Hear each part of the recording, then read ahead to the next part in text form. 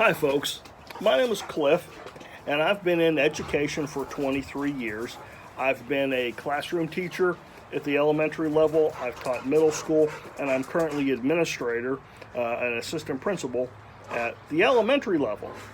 And I wanted to share 5 things that I think are important tenets or elements of classroom management. And the reason I'm thinking about this is we have times when we can't get substitutes, and we kind of throw people into the classroom, aides, other specialists, so they're not classroom teachers, kind of throw them into the lion's den and ask them to cover the class. And some of these folks need a little help. So anyway, 5 things, not in any particular order, I wanted to throw out. Now, classroom teachers can use will use this type of stuff too, but like I said, this is primarily, I have like aides in mind that go into the classroom and they don't have a lot of classical educational training and whatnot, so they need some help. First off, I'd like to suggest that you use active monitoring, proximity.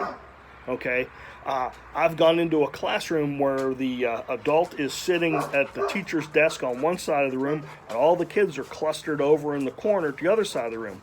Well, they're doing something over there they're not supposed to. They wouldn't be clustering halfway, at the other side of the room if, they weren't trying to hide something from you.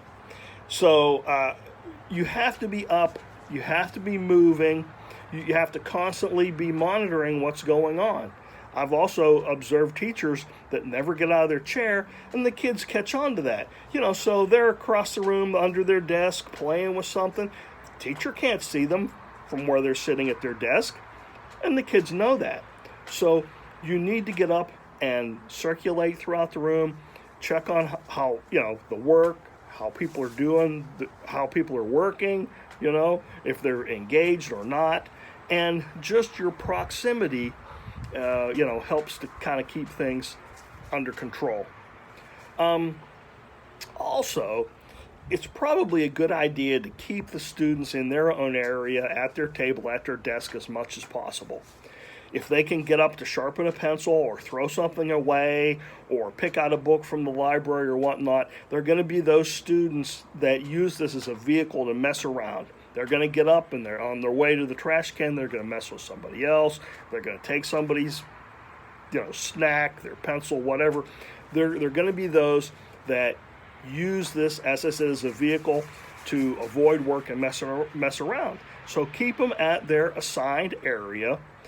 And, if they need a sharpened pencil, then you have some sharpened pencils and trade them. Trade them for the dull pencil. Okay, pencil, here's the sharpened pencil. Or you go and sharpen it for them. But, you throw the trash away. You sharpen the pencil. You trade their dull pencil for a sharpened pencil.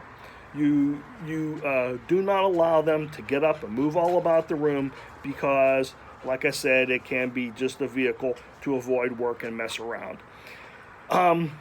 Also, you have to keep them busy.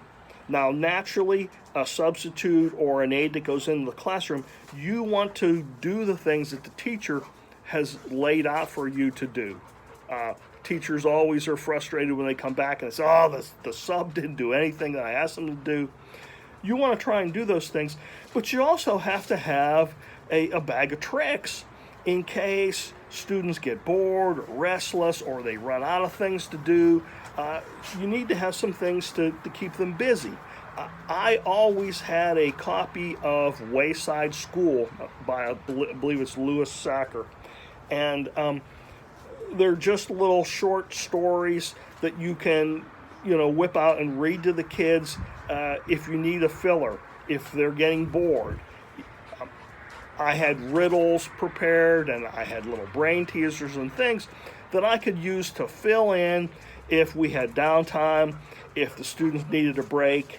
But at all costs, you really need to keep them busy. It's also a good idea to try and develop a little rapport with the students. You might take a little time when you first get into the classroom to get to know the kids a little bit, to talk, to build some rapport, ask them what they did on Christmas break. Hey, who's your favorite singer? What's the best song on the radio right now? Things like that. Talk to them about some things that are interesting to them. What video games do you like? What kind of music do you listen to? Things like that. And if you can develop a little bit of a relationship with the kids, it makes it makes everything easier, right? If you have a little bit of a rapport, when you have to get on them, then they take it a little bit better than if you have not built any relationship with the kids. So you want to have a little bit of a relationship.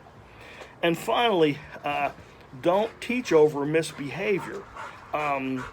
You may just need to stop the class and make sure everyone is compliant before you move on. I've seen teachers, I've gone in to observe teachers that they're going to cover that lesson whether the kids like it or not. And I've been in to observe teachers that they're running right through the lesson. They're teaching, they're talking, and a third of the class is off doing something else.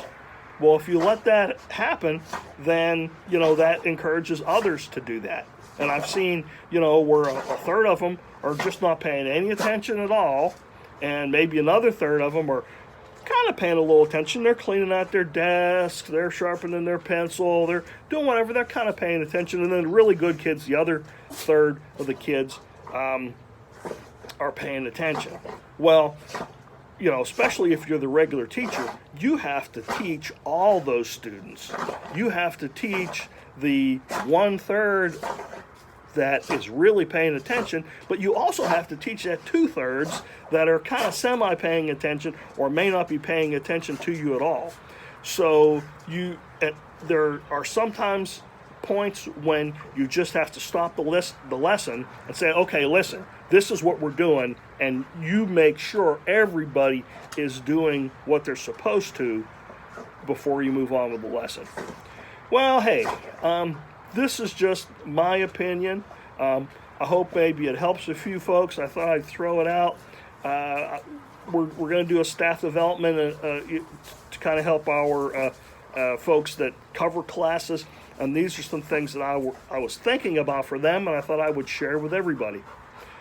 Well, hey, everyone, it's almost 2020. I hope everyone has a fantastic year in 2020, and keep on teaching.